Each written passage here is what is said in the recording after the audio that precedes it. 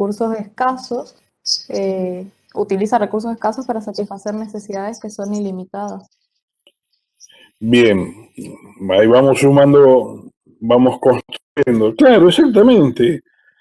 Si existieran todos los recursos, todos los bienes, todos los servicios que todos queremos, deseamos, quisiéramos, no había razón de ser de la economía. ¿Por qué? Porque no nos tenemos que plantear cómo hacerlos, cómo distribuirlos, cómo hacerlos más baratos, cómo retribuir a los que hacen esos productos, o esos bienes, esos servicios.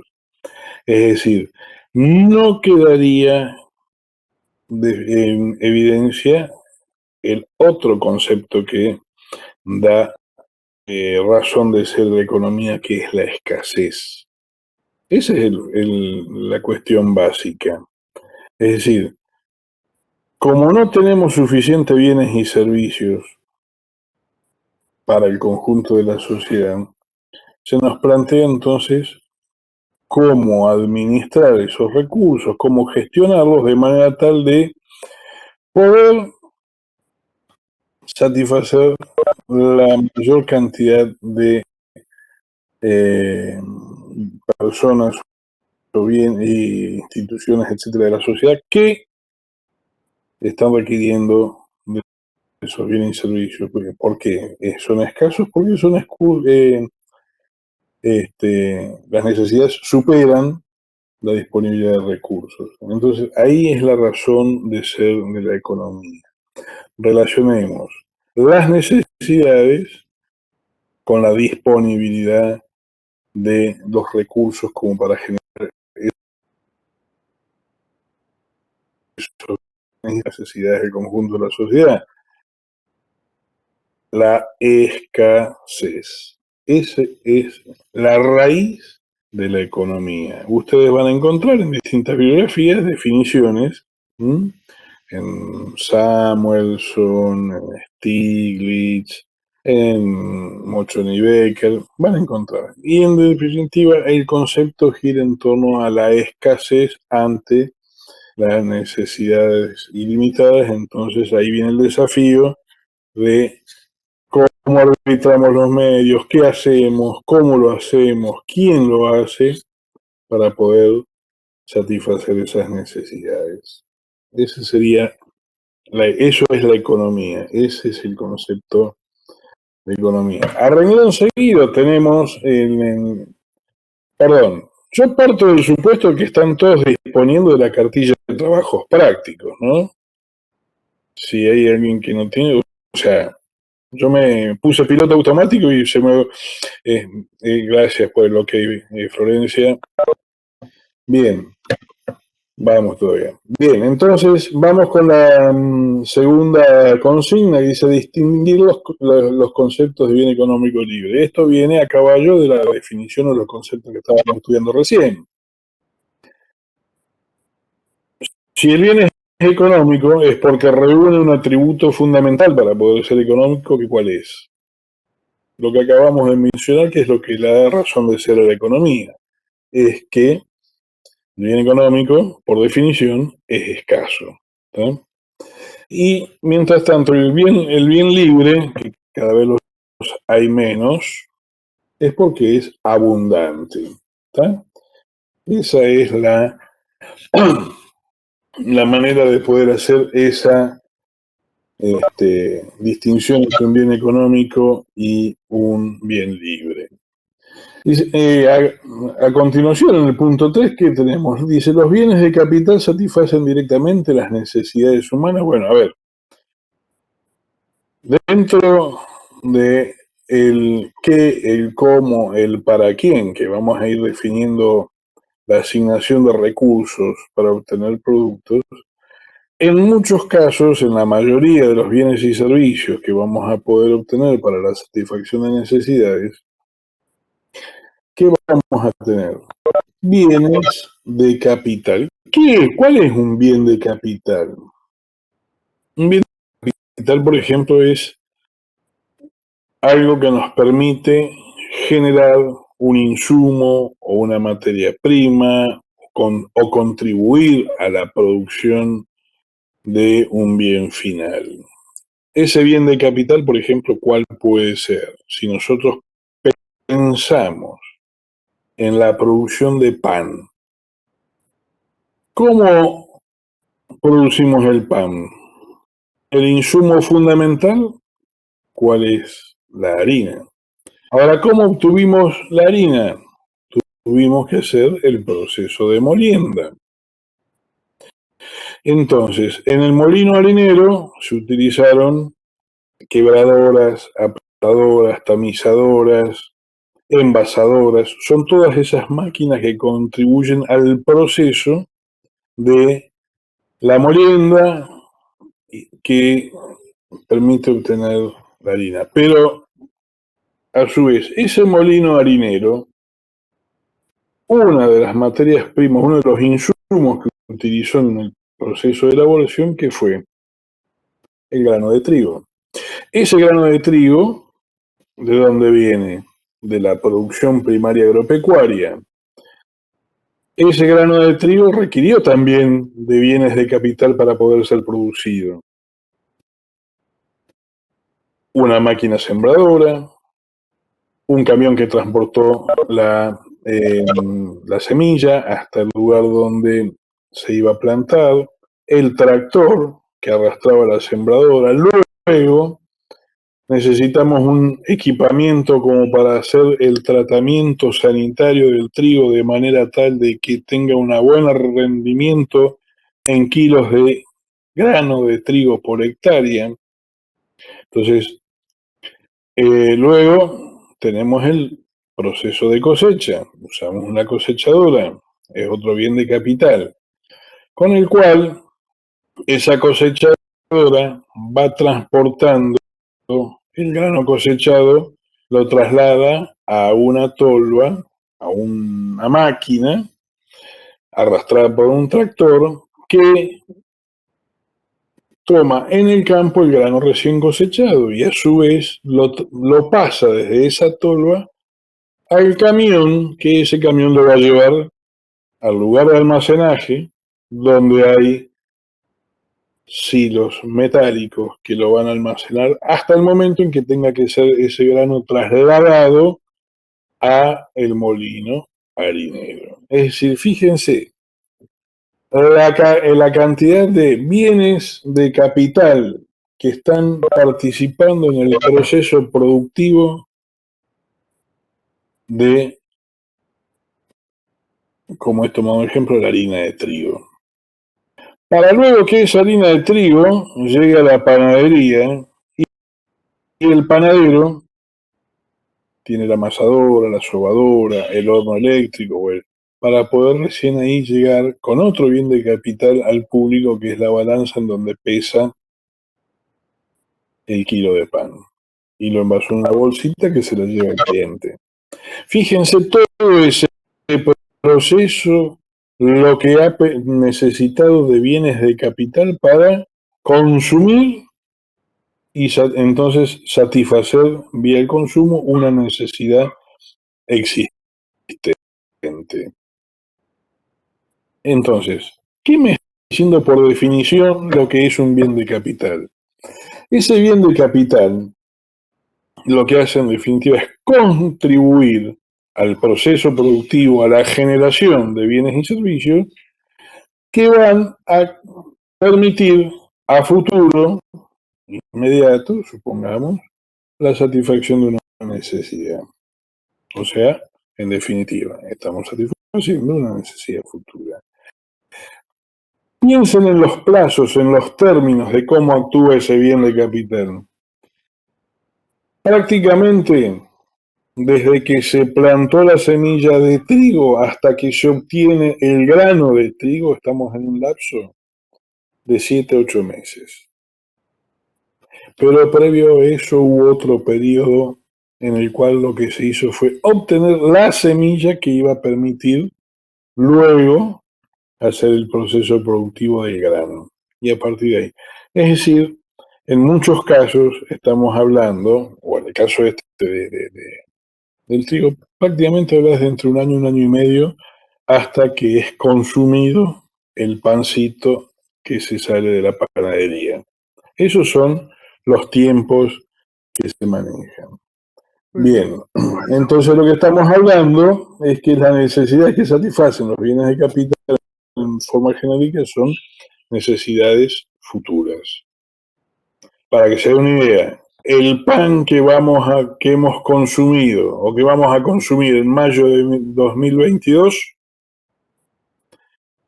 el grano, la semilla se plantó en julio del 2021. Esos son los tiempos y los plazos que se manejan. Bueno, vuelvo al punto. Sí, escucho. ¿Alguien preguntó algo? Yo, en ese caso, el único bien de consumo que usted mencionaría sería el pan.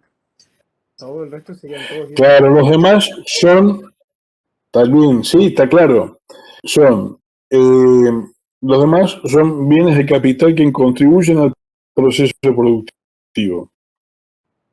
¿Está? Entonces, Fíjate vos la cantidad de bienes de capital que participan en el proceso productivo de un bien de consumo que sería el pan. ¿Está? entonces Y eso que no, en este caso no mencioné lo que es todo el... Perdón, repetime que te tapé con mi participación. siempre va a haber más bienes de capital que de consumo.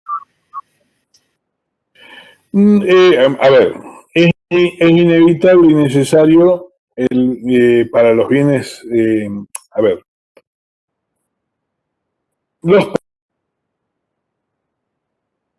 productos son bienes y servicios. Me voy un poquitito más adelante hacia la definición. Los productos son bienes y servicios. Es un producto que, por ejemplo, sería el pan. Un servicio sería la energía eléctrica. ¿Estamos? Entonces, en ambos casos, siempre necesitas bienes de capital que contribuyan a la generación de ese servicio o ese producto de consumo. ¿Está? Entonces, esos bienes de capital contribuyen, son indispensables para poder generar el bien que satisfaga la necesidad.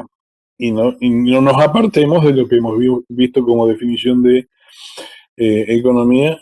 A pesar de que logramos generar esos bienes y servicios, siempre va a haber cierto nivel de insatisfacción. ¿Cómo lo vamos a definir esa escasez? Al relacionar la oferta disponible de pan con la demanda potencial de pan. ¿Está? Ahí viene el concepto de escasez. No sé si ese era hacia ahí apuntaba tu pregunta, de que siempre va a haber más bienes de capital que bienes de consumo. Vas a tener siempre, sí, un largo proceso productivo en muchos bienes de consumo. Otros casos tenés a lo mejor algún bien primario donde quizás requieras de menos cantidad de bienes de capital, pero siempre vas a necesitar el proceso productivo con la participación de materias primas, bienes de capital para obtener un bien de consumo. ¿Sí? No sé si más o menos hemos podido responder tu inquietud. Sí, profesor, gracias. Bien, seguimos entonces. Profe, una La pregunta, pregunta, refiriéndome a la pregunta puntual del trabajo, entonces los bienes de capital no serían, no satisfacen directamente las necesidades humanas. claro, generan, o sea, satisfacen lo que por definición, si quisiéramos ocupar una definición, diríamos, son necesidades futuras. Es decir, hoy estoy cosechando trigo para que a futuro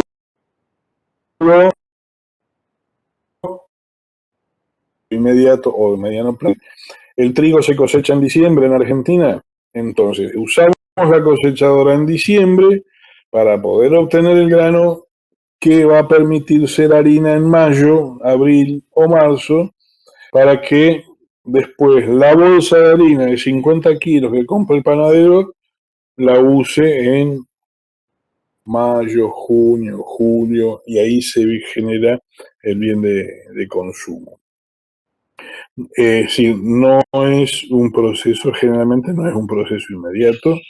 Esa es la característica de los bienes de capital. No contribuyen a la producción, contribuyen a la generación de un bien, de un producto, de un servicio, para que luego sea consumido. Es algo que necesitamos para poder generar un bien. ¿Estamos ahí? Sí, perfecto, profesor, gracias. Bien. Vamos a la pregunta, creo que era la 5. Dice, ¿por qué la escasez es un término relativo? Es decir, todo tiene que ver con la magnitud o la relación con las necesidades. Cuando hablamos de que hay escasez, es algo que les mencioné hace un ratito, que les decía que vinculo la demanda con la oferta. ¿Sí? La oferta, ¿qué va a ser? Va a ser lo que me está poniendo en disponibilidad para el consumo o la utilización de un servicio, y eso lo confronto con las necesidades o los requerimientos que generalmente exceden a las posibilidades o la disponibilidad de productos. Por ejemplo, en muchos casos, en muchos momentos vemos que hay déficit o escasez de ciertos productos, ¿tá? O por estacionalidad, es decir, piensen en aquellos productos como las frutas. Las frutas, por ejemplo, son de producción estacional, es decir, no es como si fuera una fábrica que genera tornillos de forma pareja a lo largo del año, no, la producción primaria, frutícola o agropecuaria en general tiene sus periodos de producción y cosecha y obtener el producto disponible. Bueno, hay momentos donde hay escasez, hay momentos en donde se ajusta a la demanda, la disponibilidad del bien, y luego hay momentos en donde también puede haber excedentes, es decir, puede llegar a suceder en algún momento que circunstancialmente en algún mercado tengamos algún excedente, por lo tanto, el traductor de todas esas situaciones como resultado de la relación entre la oferta y la demanda de un bien que está expresando la escasez, esa relación de enfrentar a la demanda con la oferta, el resultado de evidenciar esa escasez es el precio. Se manifiesta a través del precio. Si el precio sube es porque hay puja, hay competencia por apropiarse, por acceder a los distintos bienes, entonces eso se manifiesta en el precio. Y eso me está dando una noción de lo que es la escasez. Esa es la manera en que planteamos como las necesidades con respecto a la disponibilidad. Ahí viene nuevamente una situación donde queda de manifiesto el concepto básico que hace a la economía, que es la escasez. ¿Sí? Por eso decimos que no es una definición absoluta, sino que es algo relativo. Y fíjense, vamos a saltar, vamos a las 7 y después vamos a volver sobre las 6. Dice, el problema de la escasez se torna más grave en las economías modernas que en las primitivas. Es decir, las economías modernas puede haber mayor abundancia de bienes y servicios, más desarrollados, con más capacidad de satisfacción de posibilidades de satisfacer necesidades. Ahora también, a su vez, surgen nuevas necesidades, es decir, vamos desarrollando bienes y servicios que sean capaces de satisfacer más necesidades, pero también se van creando o van surgiendo, mejor dicho, nuevas necesidades con productos del sistema de vida. Ese es entonces lo que podemos decir sobre esta situación en comparación de una economía más básica, más elemental, donde a lo mejor no había un grado de desarrollo tecnológico sofisticado para satisfacer ciertas necesidades, y entonces aparentemente también había menor cantidad de necesidades atento al grado de desarrollo que había en las sociedades. Bien. Ahora bien, ¿cómo resuelve cada sociedad en los tres problemas que venimos planteando? ¿Tá? En el caso de la pregunta 6, nosotros estamos planteando que hay necesidades ilimitadas, recursos escasos. Entonces, ¿cómo hace una sociedad para plantear la solución de esa dificultad, de esa situación que se plantea, o sea, de esa situación económica? Se plantea siempre el qué, el cómo y el para quién. Cualquier sociedad se va a plantear qué producir, cómo producirlo, para quién, cómo asignarlo, cómo distribuirlo. El sistema de precios va a ser un poco el reflejo de esa distribución. Pero es fundamental plantearnos la organización del sistema en una sociedad. Y en las sociedades, ¿qué vamos a encontrar? Es la sociedad que su sistema económico está planificado, es centralmente planificado. Bueno, en alguna época la Unión Soviética, los estados socialistas desarrollaban ese tipo de manera de resolver el qué, el cómo, el para quién y cómo hacer el sistema económico para que funcionara. Y es el Estado, a través del Estado, la gestión del Estado, los sistemas socialistas. O también teníamos un sistema económico capitalista de mercado en donde a través de los mecanismos de mercado, oferta, demanda, formación de precios, señales a los esquemas productivos, a las producciones, para poder obtener los bienes y servicios necesarios para que sean volcados a la sociedad para producir. Entonces, las sociedades, ¿qué hacen? Se organizan en un sistema socialista donde las decisiones para resolver el cómo, el qué, el para quién se hacen de manera centralizada a través del Estado. O las alternativas son un sistema económico capitalista en donde es a través del mercado que estamos resolviendo esta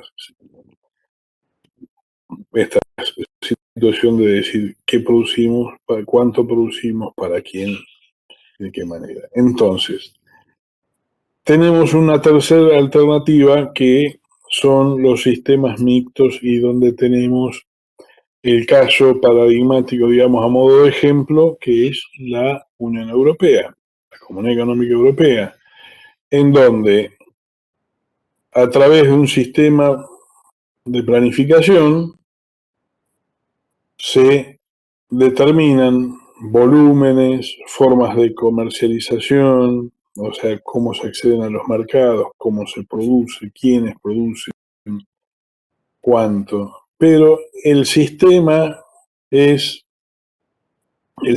mixto, donde la iniciativa privada también está vigente, donde las decisiones, las tomas de producción el productor de manera privada, pero con los parámetros brindados por el Estado europeo. Es decir, en el caso de la producción de bienes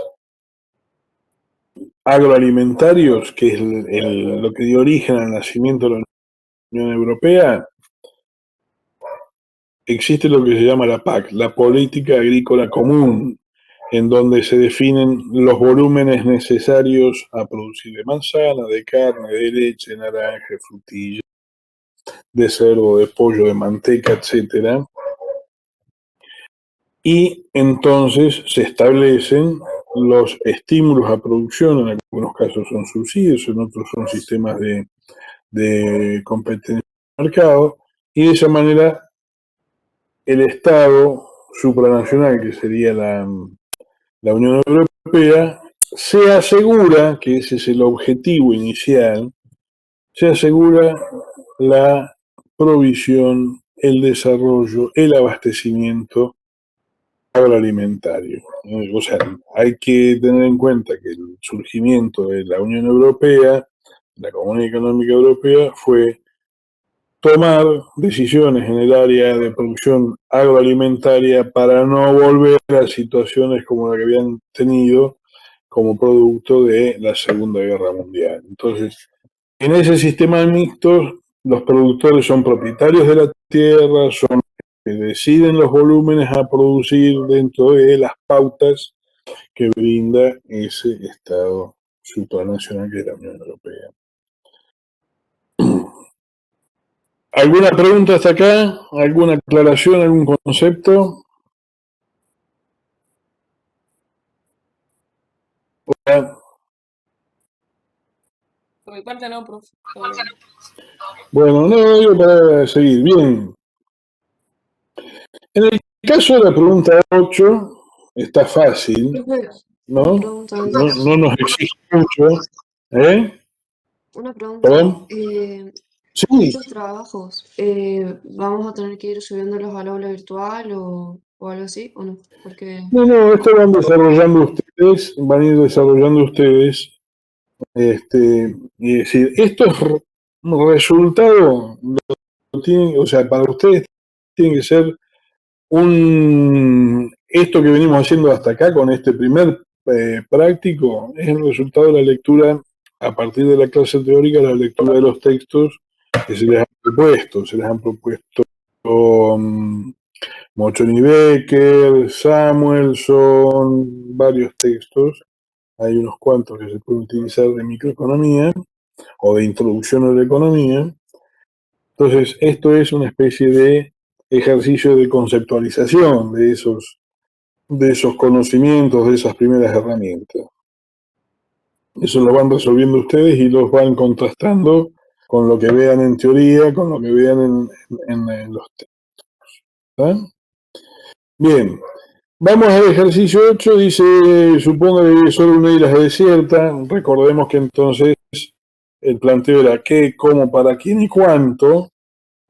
En este caso, lo único que nos tenemos que preocupar es el qué y el cómo.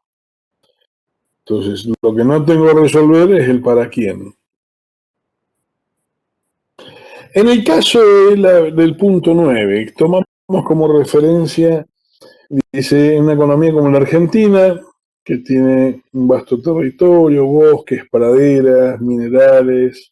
Dice, y el desempleo afecta a una importante parte de la población. La pregunta es, ¿se puede hablar de escasez de recursos productivos? ¿Qué opinan ustedes? Esto es interesante debatirlo para ver qué conceptos a priori tenemos. Es decir, y es para transmitirles otro tipo de concepto añadido a esto. ¿Qué les parece? Argentina tiene todo lo que necesita como para poder dar sostén a la sociedad en cuanto a sus requerimientos. ¿Cómo lo ven? ¿Qué piensan?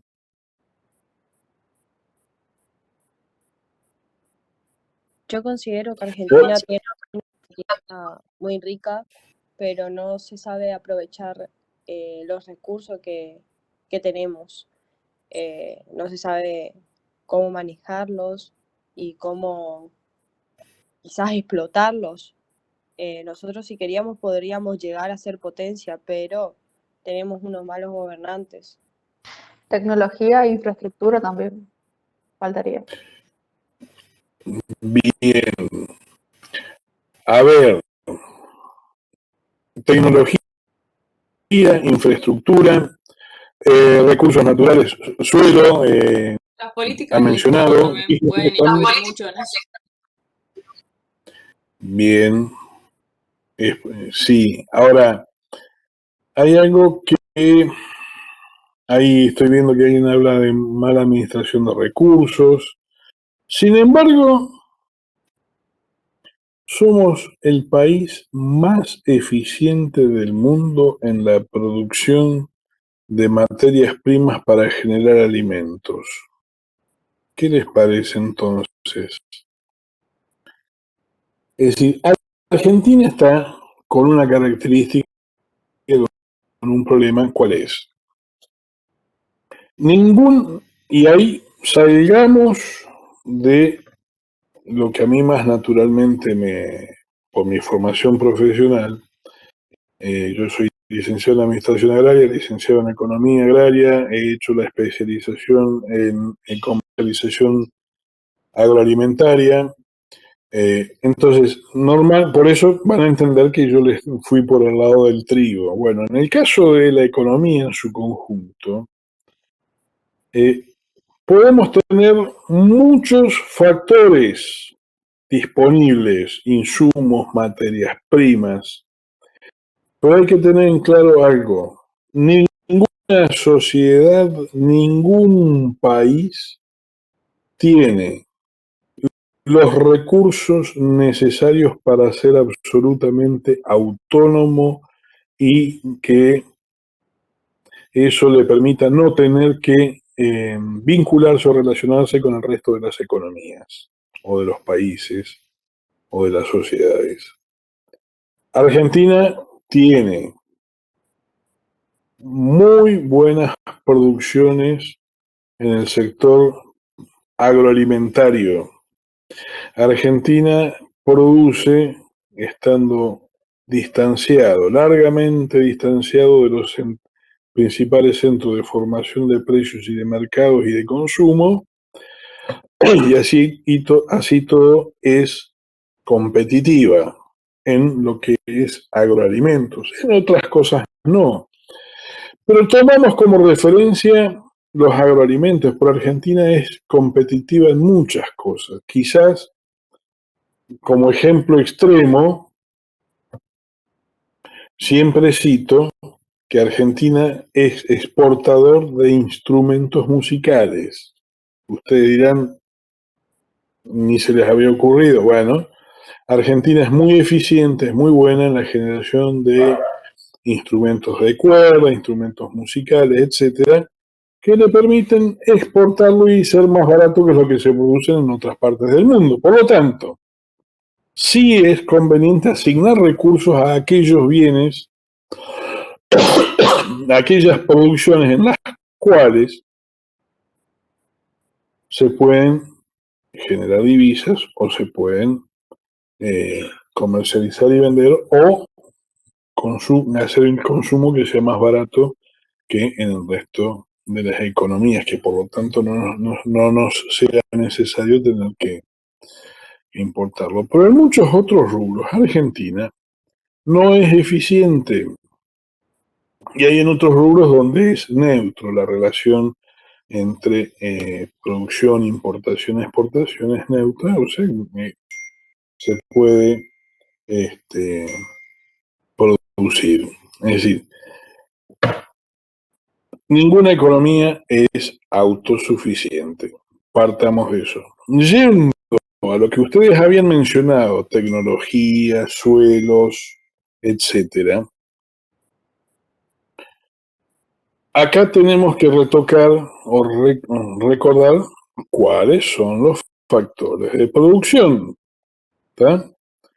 Recuerden que hablábamos de tierra, trabajo, capital, recursos humanos y la componente empresarial y gestión. No en todos esos rubros tenemos una disponibilidad de calidad y de abundancia. donde más déficit tiene Argentina no es ni en tecnología, es decir, la tiene, depende del rubro, depende del sector, y donde hay sí déficit es en recursos humanos, en el nivel de desarrollo humano que hay en la Argentina, a pesar de que en términos relativos no estemos tan bien, estamos mucho mejor que muchísimos países. Que hagamos este análisis no quiere decir que somos lo peor del mundo, no. ¿Tenemos recursos humanos, desarrollo humano? Sí. ¿Tenemos suficiente? No. El caso paradigmático es a veces el grado de escolarización, el grado de aprendizaje, el desarrollo humano en cuanto a capacidad de aprendizaje, tecnología, etcétera. Bueno, lo tenemos que tomar el análisis por sectores. En algunos sectores estamos bien, podemos desarrollarnos y en otros no. Así que sí podemos, si nos restringimos a la pregunta del práctico, vamos a decir que sí, hay escasez de recursos productivos. Donde yo pongo foco es en el recurso humano, desde la perspectiva del desarrollo humano. Entonces, en el concepto de desarrollo humano, busquen en la definición que ha hecho Naciones Unidas de lo que es desarrollo humano, ¿no es cierto? En cuanto a educación, escolarización, capacidades intelectuales, distintos tipos de enfermedades, expectativas de vida, ingresos per cápita, todo ese combo de conceptos me define el desarrollo humano. Bueno, desde ese punto de vista es, digamos, no es armónico Argentina, es desequilibrado.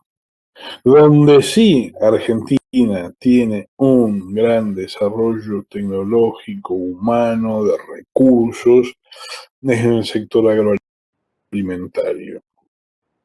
Hay otros sectores, por ejemplo, tecnología, software, el conocimiento, etcétera, todo eso también anda bien. ¿Qué pasa? En un país como Argentina, donde más queda en evidencia estos puntos fuertes, es en el sector agroalimentario porque es el que más factura y genera divisas. Pero hay muchos sectores eficientes en la Argentina. Muchísimos. Todos quizás de menor tamaño, de eficiencias de 100, 200, 300 millones de dólares de generaciones de ingresos, pero son, digamos, no tienen escasez de recursos productivos, pueden desarrollar la producción. ¿Está? No sé si quieren hacer alguna pregunta o alguna aclaración, algún concepto acerca de esto que venimos que acabamos de comentar. Profe, por ahí algo para agregar sobre los recursos humanos en Argentina.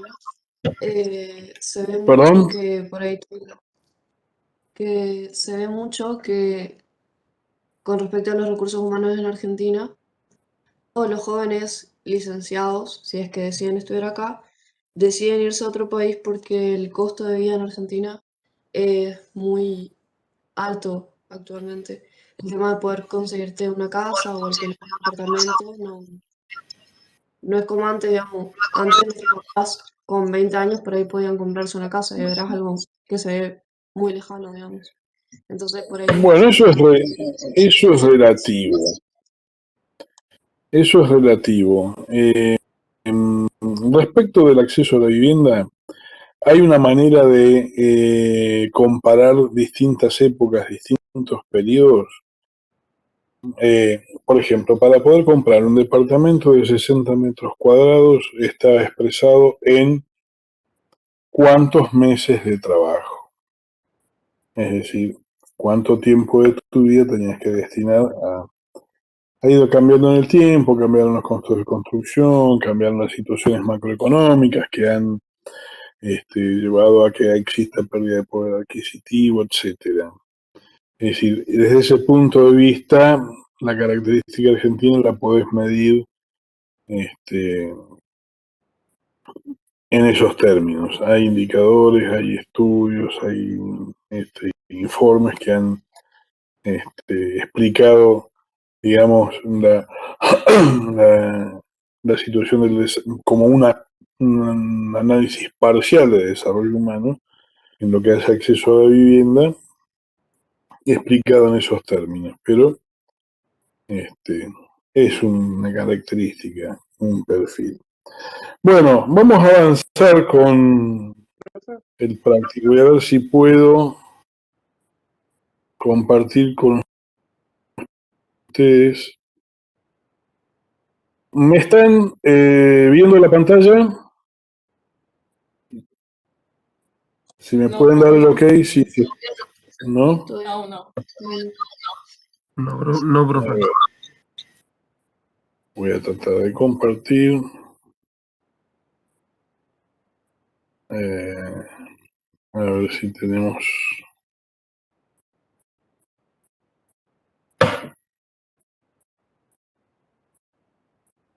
Ahora...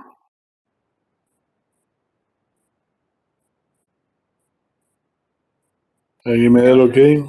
No, profe. No, profe, no se le ve la No, pantalla profe. aún. Todavía no se ve, bro. Por mucho. Voy a tratar de ver si... A ver, pantalla...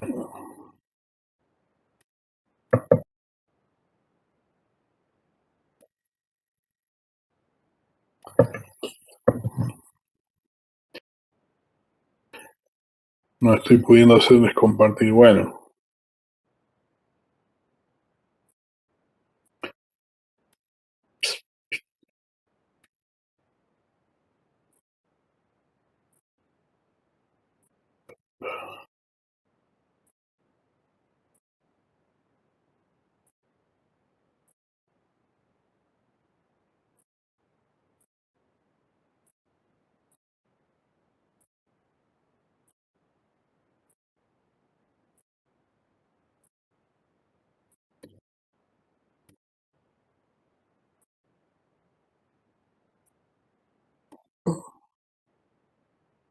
Les hago en pantalla.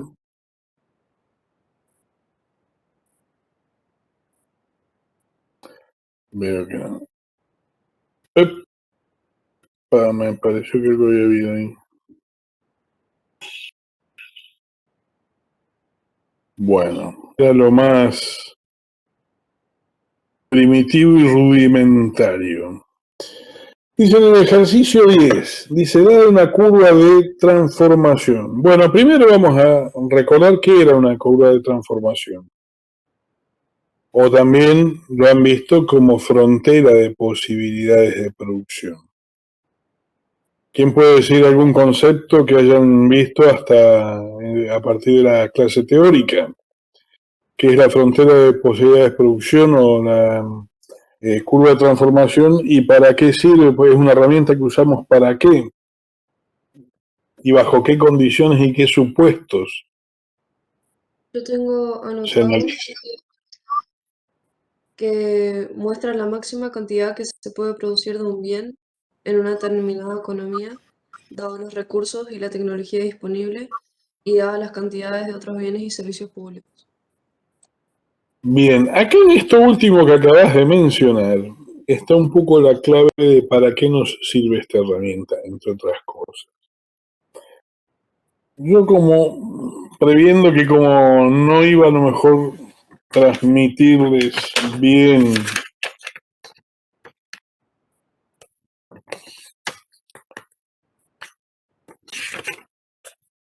la tecnología y lo que les quería compartir, por si acaso, dudando de mí mismo, me hice el dibujito de la frontera de posibilidades de producción.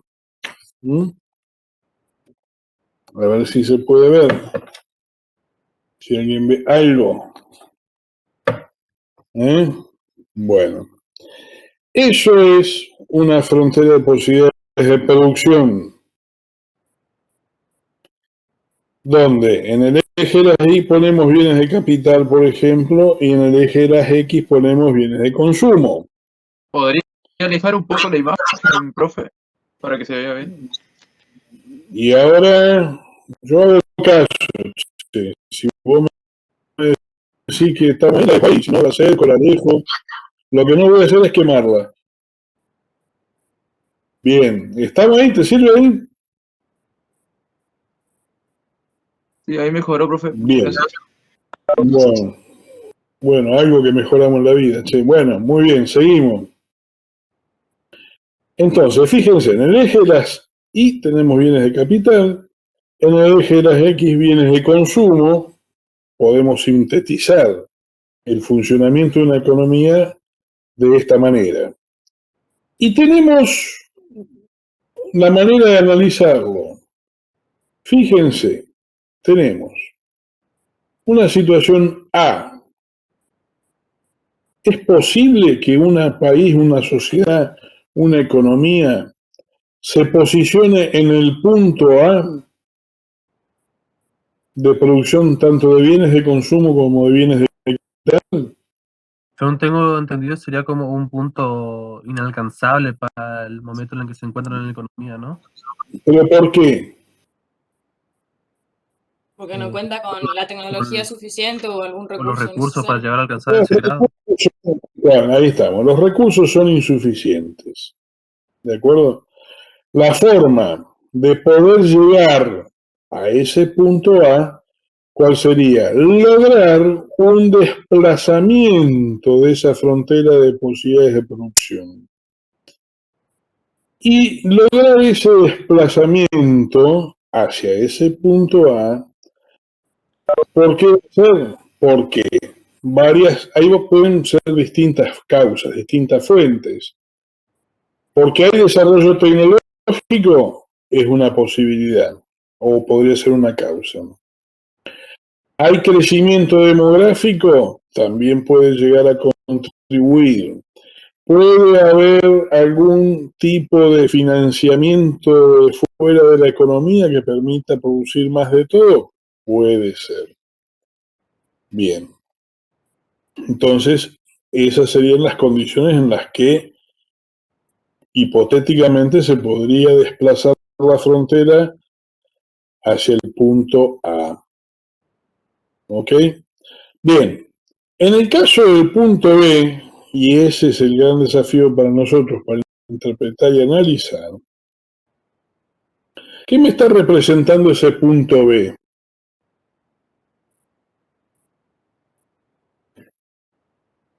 La eficiencia. Un punto de eficiencia. Ese punto B es una situación en cual esa sociedad decidió posicionarse en la utilización y de esa cantidad de consumo y bienes de capital. ¿Sí? Y en ese punto está a pleno.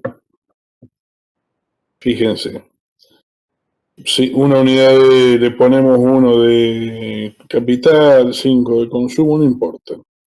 Quiere decir que para producir en ese punto está utilizando plenamente todos los factores productivos. Entonces, es una situación en la cual la economía es eficiente. Es eficiente y está en condiciones de usar todo el potencial que tiene. Ahora bien, si nos fuéramos a un punto C,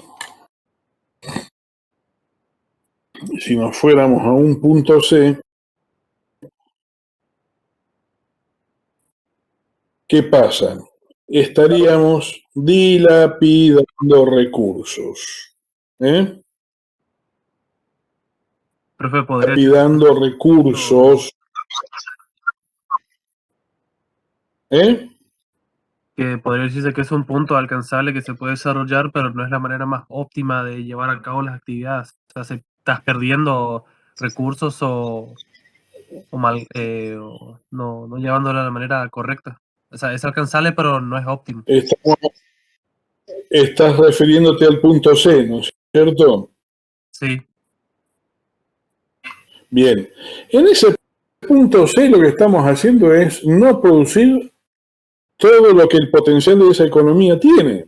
No estoy ni produciendo bienes de capitales de acuerdo a lo que podríamos realmente hacerlo, y tampoco estoy produciendo bienes de consumo de acuerdo a lo que realmente podría hacerlo.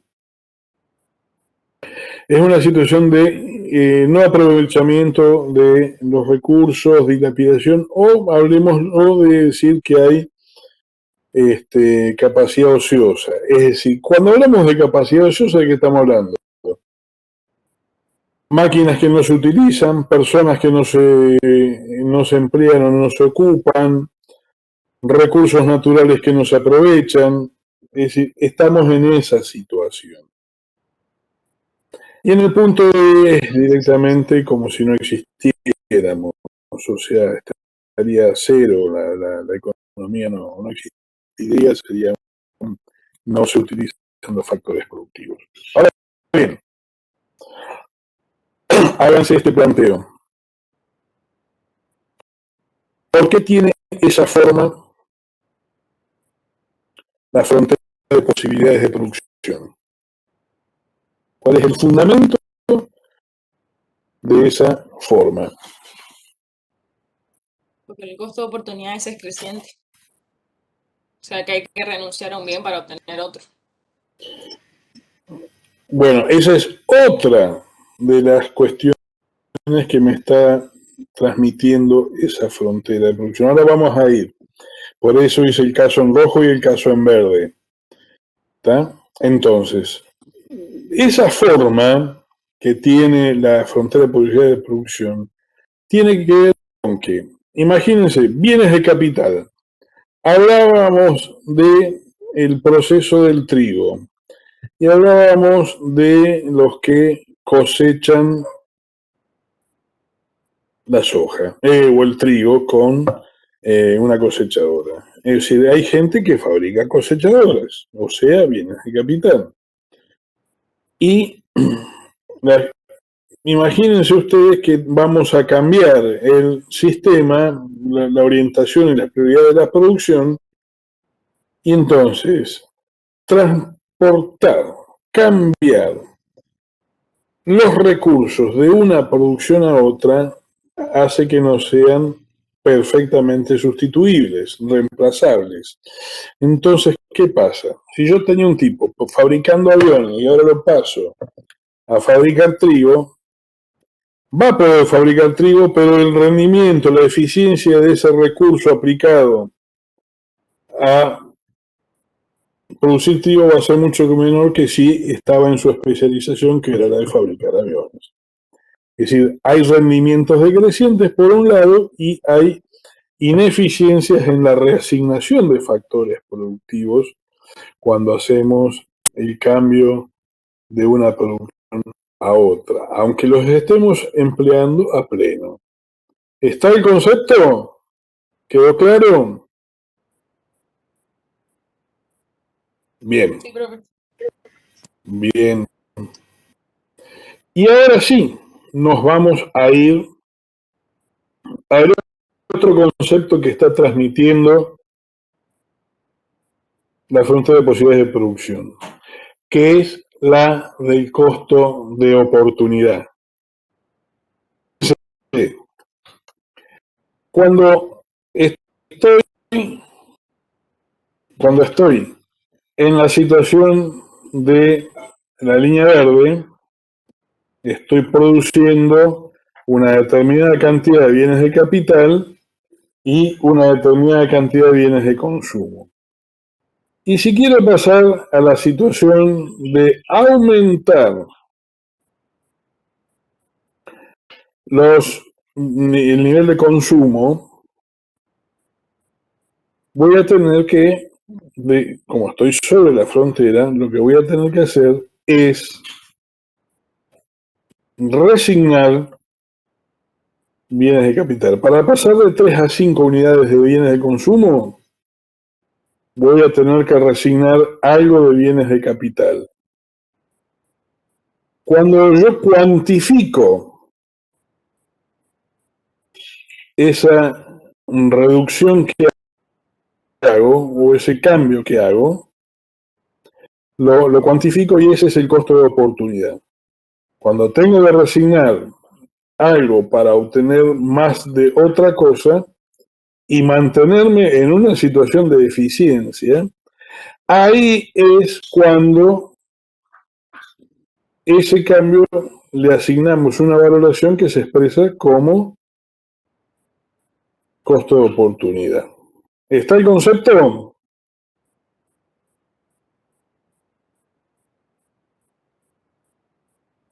Ah, bien, bien, eso es ok que estoy viendo. Y bueno, de eso se trata esto de la frontera de posibilidades de producción. Por lo tanto,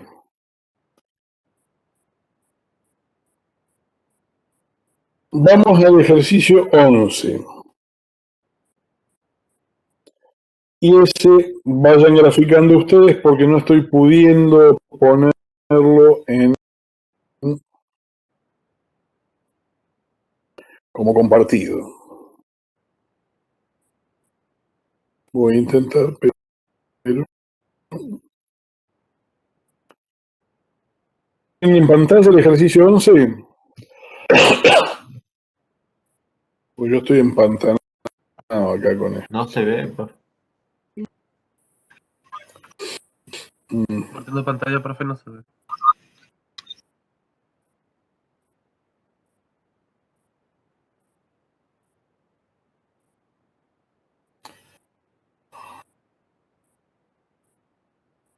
Estoy tratando de compartirlo porque está lindo el...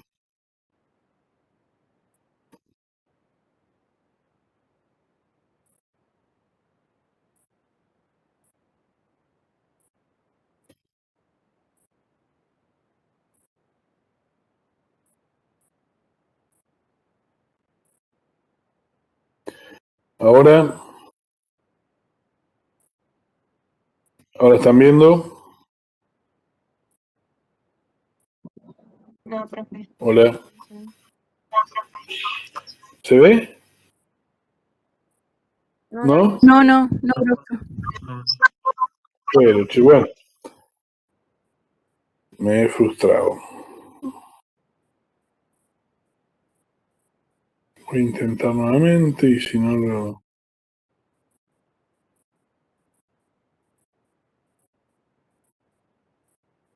Bien. Bueno. Bien, entonces, hagan el gráfico y ustedes van a graficar, pero fíjense, ¿a qué le vamos a prestar atención en... A ver, lo voy a hacer.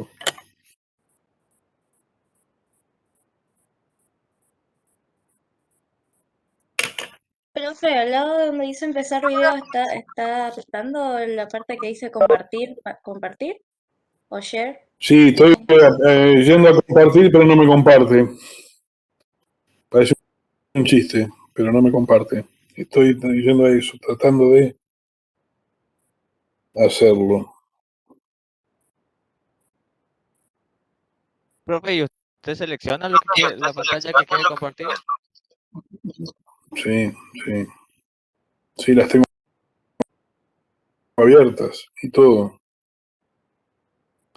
A ver ahora.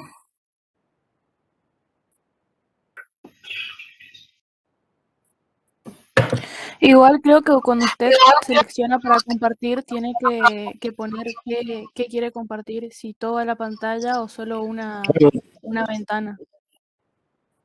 Sí, y no me dio bola para eso. No sé, debo estar. Bueno, ya está. Hoy paso largo con la tecnología. Bien, ¿a dónde voy? Ustedes van a resolver el ejercicio 11 y a qué vamos a prestar atención. Tenemos 5 situaciones, ¿no? A lo que le voy a prestar atención es a la situación de desempleo.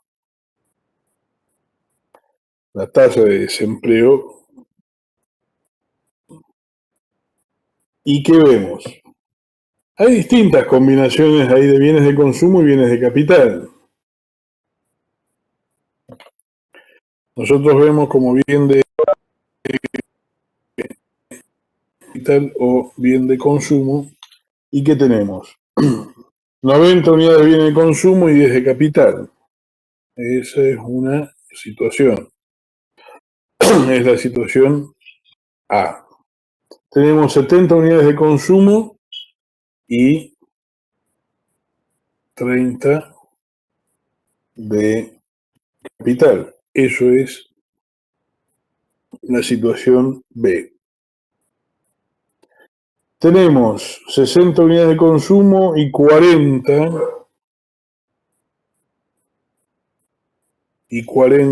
de bien de capital. Esa es la situación C. Tenemos una situación que es 50 y 50 más o menos, y bienes de capital 60 y más o menos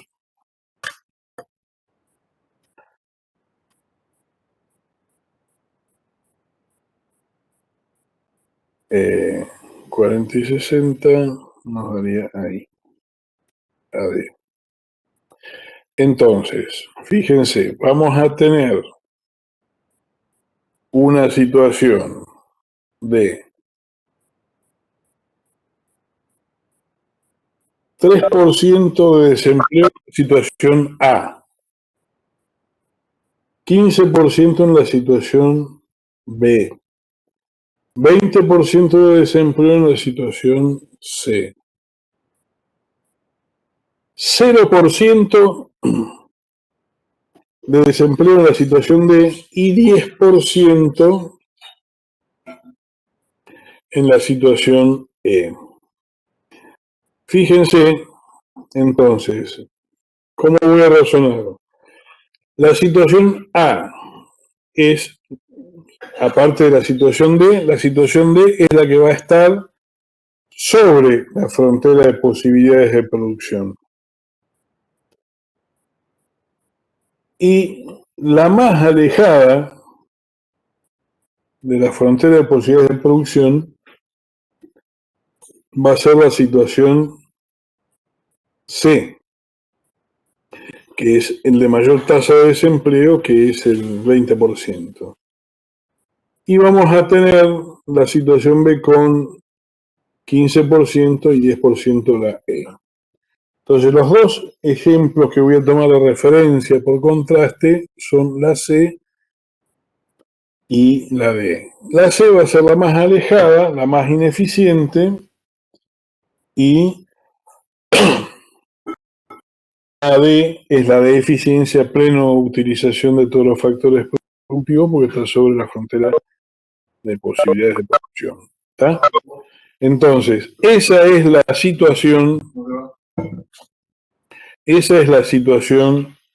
de estas 5 economías. ¿Está?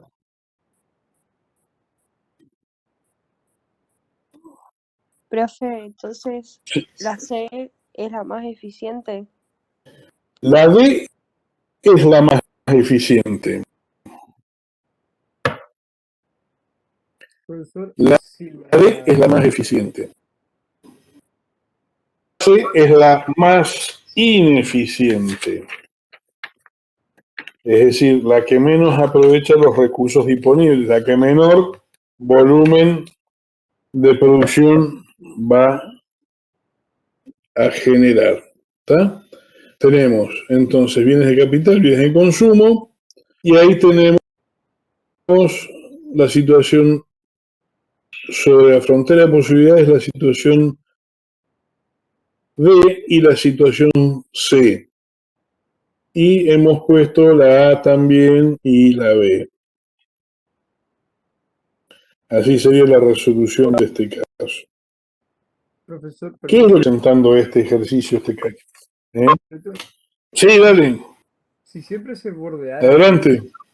si siempre se bordeara la línea, va a ser siempre 0% de tasa de desempleo. A ver, repetime que te escuché muy bajito, che. A ver. Si los puntos, si de la A a la D, todos los puntos bordearan la línea de frontera, no de posibilidades de producción, siempre sería 0 la tasa de desempleo. Claro, cuando vos estás posicionado en cualquiera de los puntos de la frontera de posibilidades de producción, estás hablando de una situación de utilización total de todos los factores productivos. Quiere decir que no tenés factores productivos sin utilizar, no tenés factores de producción desempleados. Pero cuando hablamos de desempleo, hablamos del no uso, no hablamos de la tasa de desempleo desde el punto de vista estadístico de personas que no trabajan, sino es acá estamos refiriéndonos a la no utilización de factores productivos. Bueno, estar sobre la frontera de posibilidades de producción significa estar con la utilización total de los factores disponibles. Uso todo el capital que tengo, uso todo el recurso humano que tengo, aplico toda la tecnología disponible, utilizo todos los factores naturales existentes. ¿Estamos con ese concepto?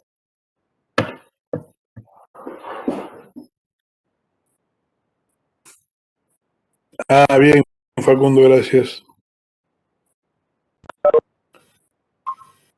Bien.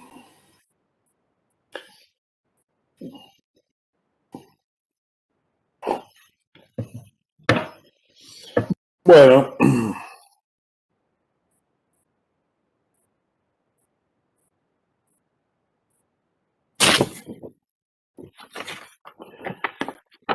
Vamos al ejercicio siguiente.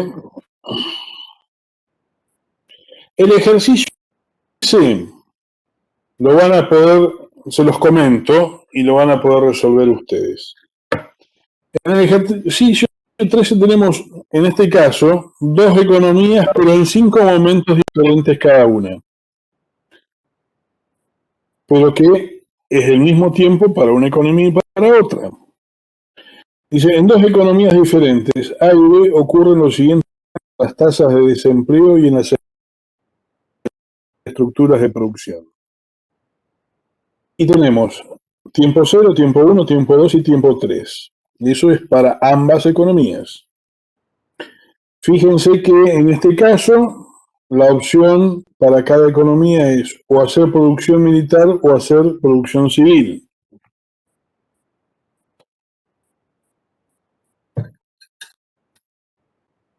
Ambos países orientan en ese sentido su asignación de recursos, producción civil o producción militar.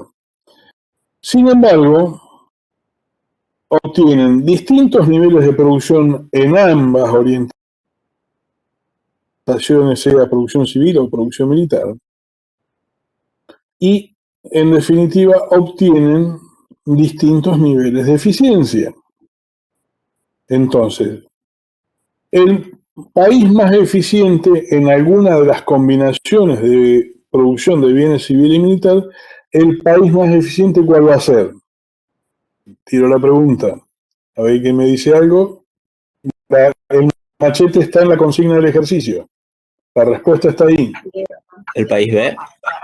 Bien, eso es. Esto era preguntar más o menos de qué color el caballo blanco San Martín. ¿Por qué? Porque tenemos una tasa de desempleo del 0% en un determinado momento en el país B, cosa que no lo logra el país A.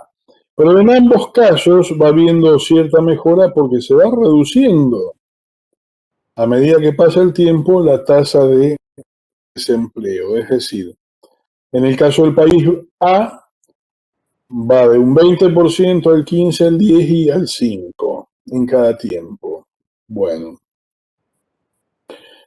Y el país B arranca del 15%, el 10%, el 5% y llega al 0%, o sea que en algún punto es totalmente eficiente.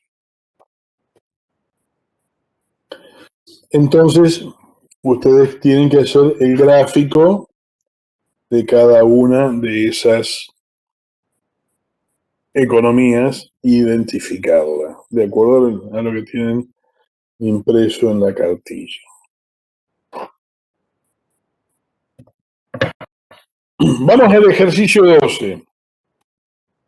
Si hay alguna pregunta del 13 me dicen, y si no, vamos al 12.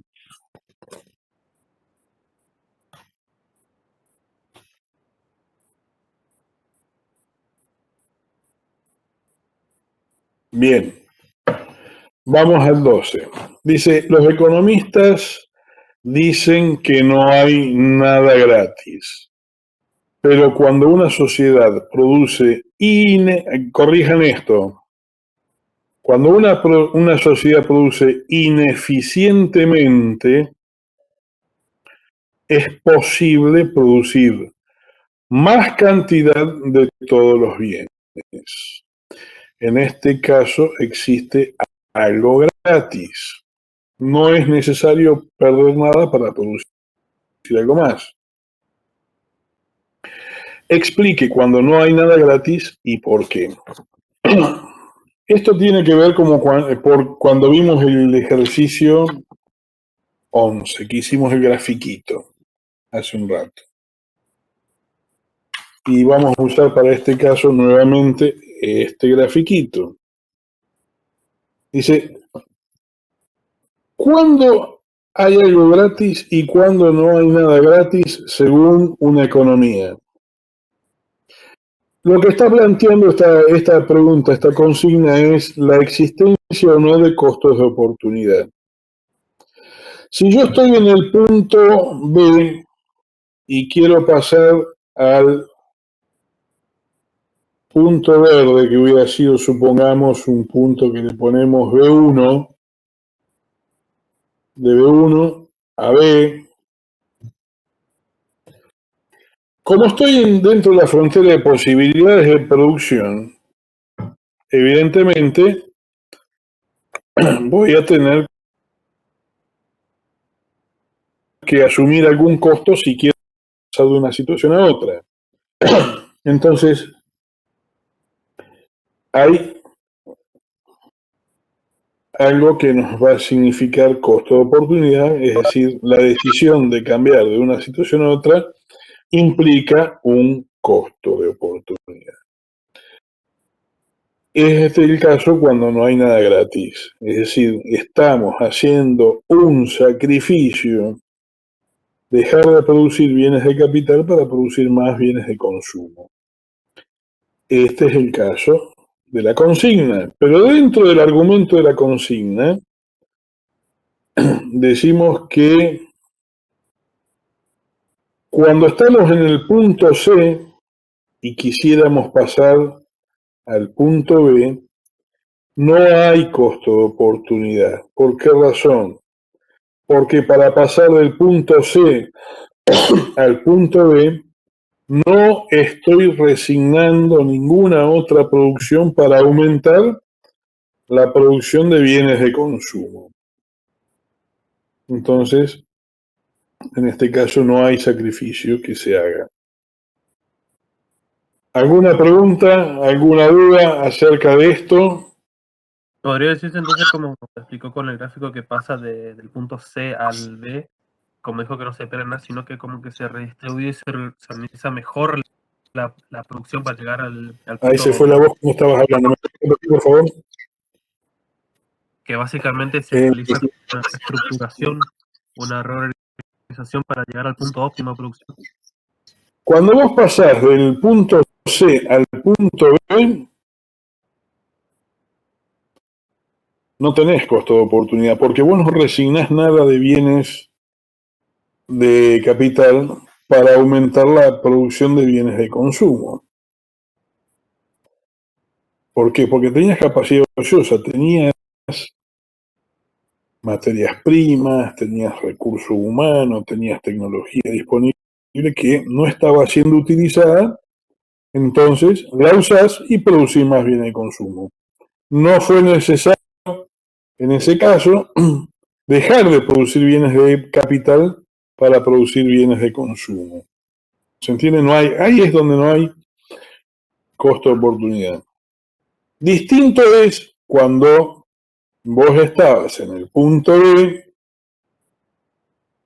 y querías cambiar esa combinación, y si querías pasar a aumentar la producción de bienes de consumo, necesitas dejar de producir bienes de capital, porque no tenés recursos ilimitados para producir ambas cosas. Ahí es donde se plantea el costo de oportunidad y es donde queda manifestada en definitiva la escasez relativa también. ¿Está ese concepto?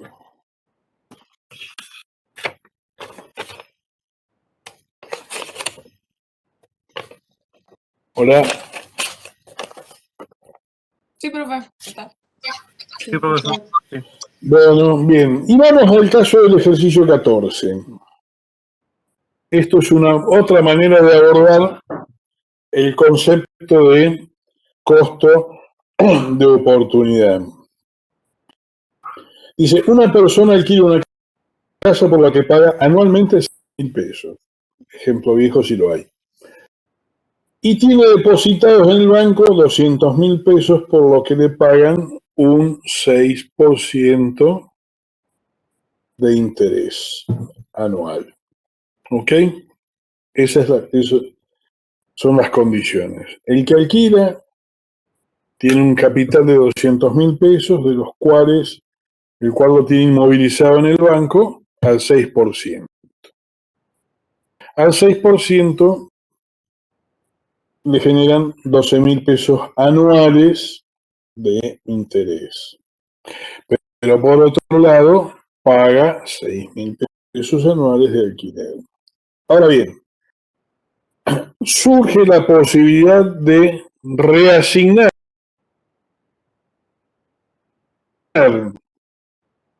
capital. Está la posibilidad de adquirir, hacer la compra del bien inmueble. Entonces, el precio de ese bien inmueble es de 140.000 pesos. Bueno, muy bien.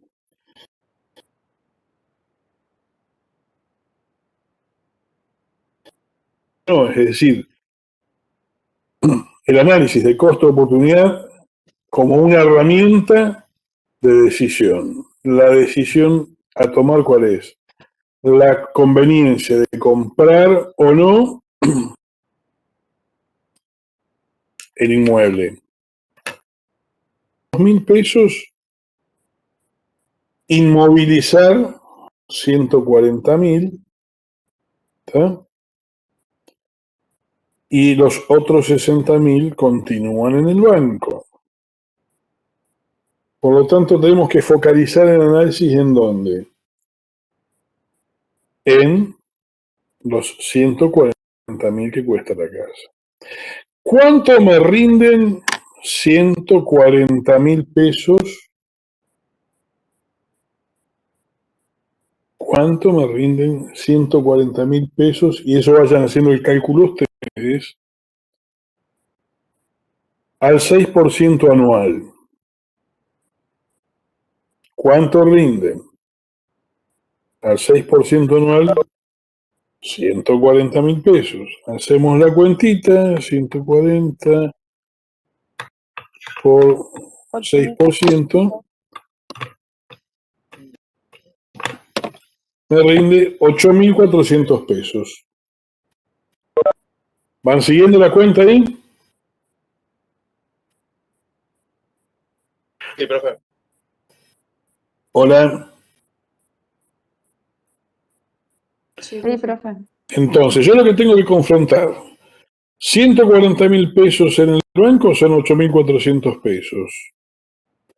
140.000 pesos inmovilizados en la propiedad inmueble, es decir, en el local comercial, en la casa, me rinden 6.000 pesos porque eso es lo que dejo de pagar de alquiler.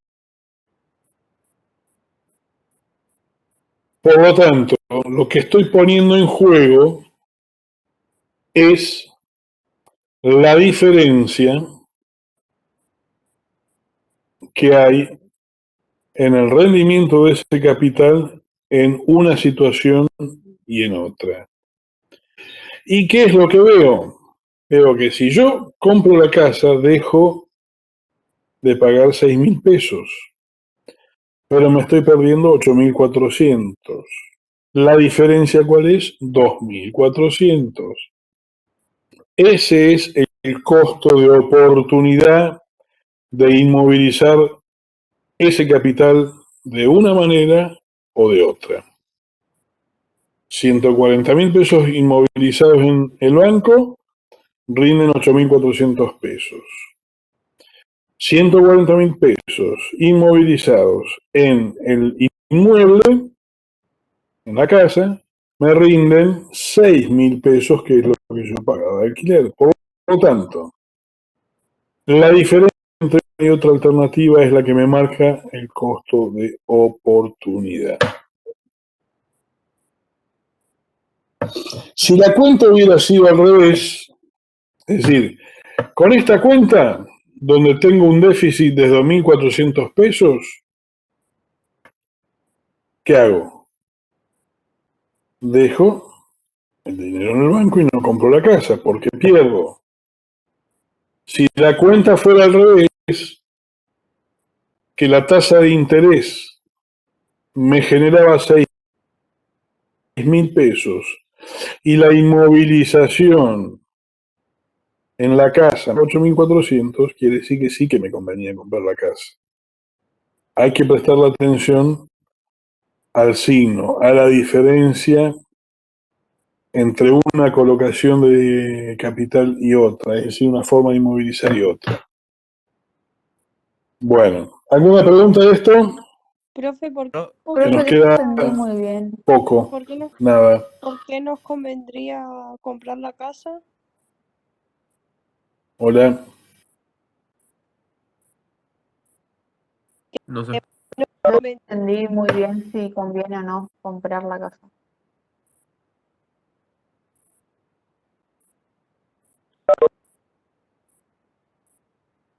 ¿Me están escuchando algunos para dar cierre a esto? Profe, yo tengo una... Profe, le están haciendo varias preguntas. Gracias, Nicolás. Bien. Bueno, con esto damos por finalizado el objetivo del día, que era hacer este trabajo número 1. De todas maneras, al iniciar la clase que viene,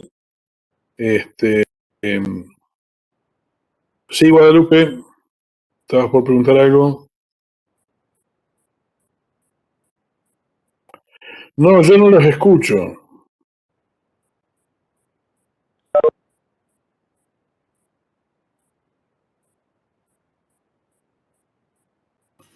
No los estoy escuchando.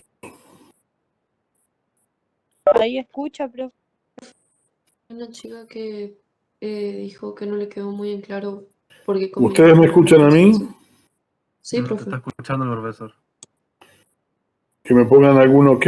Sí, bueno, no sé qué pasará que no. Pero no. Maximiliano, sí, está bien, para abajo.